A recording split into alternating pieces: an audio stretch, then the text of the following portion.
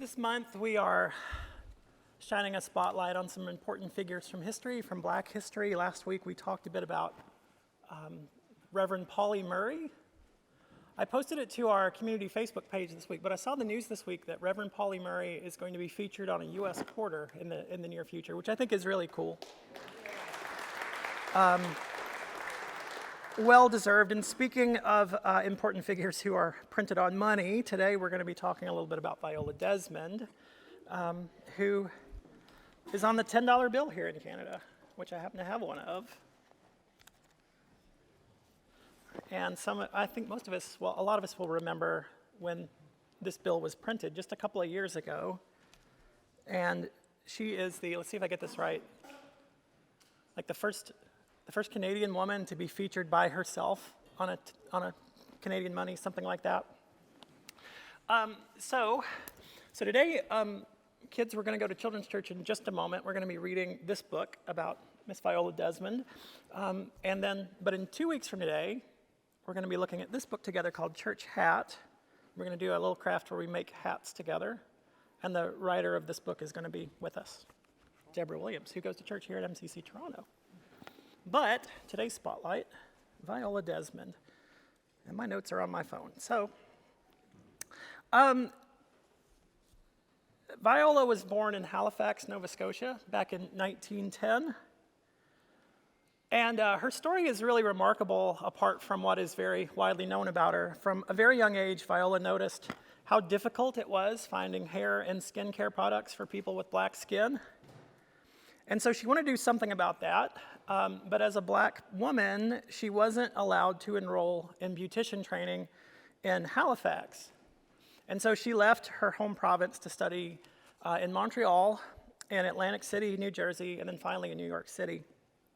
When she finished this training, she ended up back in Halifax, where she opened Vi's Studio of Beauty Culture, which was a salon. And she opened the Desmond School of Beauty Culture, which was like a beautician school, so folks who had the same goals and hopes as she had could study locally without having to travel like she did. And she also started her own line of beauty products called Vi's Beauty Products. Maybe not everybody realizes what a big deal that is, but that's huge. I hear stories about women entrepreneurs all the time, and I mean, that would be a remarkable life in and of itself, and a pioneering life. She catered to women from Nova Scotia, New Brunswick, and Quebec. As many as 15 women graduated from her school every year, and two things were true about pretty much everybody that graduated from her schools. One, they had been denied admission to all-white beauty schools, and two, they went on to start their own businesses and provide services primarily to the black community and provide jobs for other black women in their communities. Pretty incredible accomplishments that Viola had as a businesswoman. And that would be a reason enough to shine a Black History spotlight on her, but she's known for something else. She was traveling out to Sydney, Nova Scotia in November of 1946 to sell her beauty products, and her car broke down in the town of New Glasgow. Her car was in the shop, and the mechanic said it'd be about a day before the part would come in to fix it, so she decided to spend her unexpected day in New Glasgow, Nova Scotia, seeing a movie. She went to see a movie. Interesting thing about Nova Scotia in the 1940s, and this is kind of indicative of a lot of the way any kind of prejudice works in Canada. There were no segregation laws officially in Nova Scotia, not for movie theaters, not really for anywhere. And there were no signs in the local theater saying whites only. You would have seen those all over the American South at the time. You wouldn't have seen them in Nova Scotia, but it was true whether the sign was there or not. The segregation was there in practice. And so it was when Viola paid her admission fee and took her seat down on the main level, she got into some trouble. She wouldn't move when they asked her to move, and she kept refusing, good for her, and eventually she literally got dragged out of the theater. She spent the night in jail. They didn't tell her when she was in jail that she had the right to talk to a lawyer or to post bail. She ended up being fined $26, which is a little more money in 1946 than it is now. Now, that might have been the end of the story, She wasn't necessarily interested in getting into a fight about what had happened to her. But Viola and her husband were pretty involved at the Cornwallis Street Baptist Church in Halifax and in the Nova Scotia NAACP.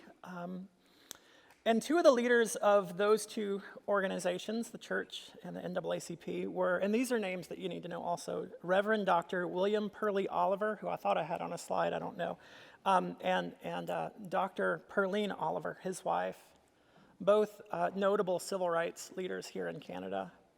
And Dr. Oliver encouraged, and others encouraged Viola to fight her conviction, which she did. She lost.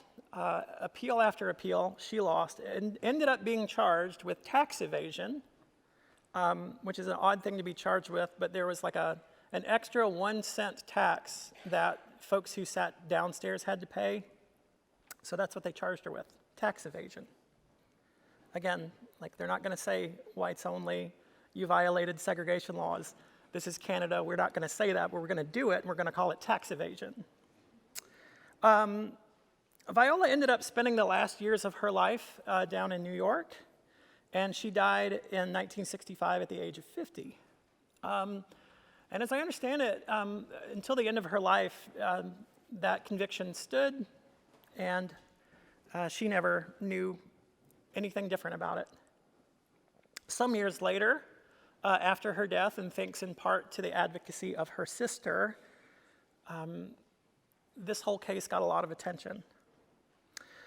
In 2010, which isn't all that long ago, Mayanne Francis, who herself was the first black woman to serve as lieutenant governor of Nova Scotia, issued an official apology from the province. And she said on that occasion, "Here I am 64 years later, a black woman given freedom to another black woman about her signing of the pardon," which again happened 55 years after her death. The fine was repaid last year in 2021 in the form of a $1,000 scholarship given to Viola Desmond's only surviving family member. Mayanne Francis, again, the lieutenant governor of Nova Scotia, who issued Viola's pardon in 2010, said that the racism in the United States was truly in your face. In Canada, the racism was very polite and sort of undercover. There's a line from the trial that one of the justices wrote this in his opinion. And again, I think this kind of speaks to just my observation as an American living in Canada, how a lot of prejudice tends to work in Canada. Justice Hall was his name, and he wrote this. "One wonders if the manager of the theater who laid the complaint, that is the person who charged Viola with tax evasion, was so zealous because of a bona fide belief that there had been an attempt to defraud the province of Nova Scotia of the sum of 1 cent, or if it was a surreptitious endeavor to enforce a Jim Crow rule by misuse of public statute." I think a lot of the ways that prejudice, be it white supremacy, racism, homophobia, transphobia, xenophobia, often here in Canada, you could classify it likewise as a surreptitious endeavor. Like I said, the sign that says whites only won't be there, but the practice is there. I see this, I'm going to drift for just a moment, but I see this a lot up here. Down in the States right now, there's a lot of states that are considering bans on gender-affirming care for trans people. You're not going to see that in Canada, but what you will see are cuts to health care that will make the same thing happen. A surreptitious endeavor. So I think this story reminds us that sometimes that's harder to fight, it's harder to stand against. Sometimes we have our work cut out for us, but we must continue to stand and continue to fight. Thank you.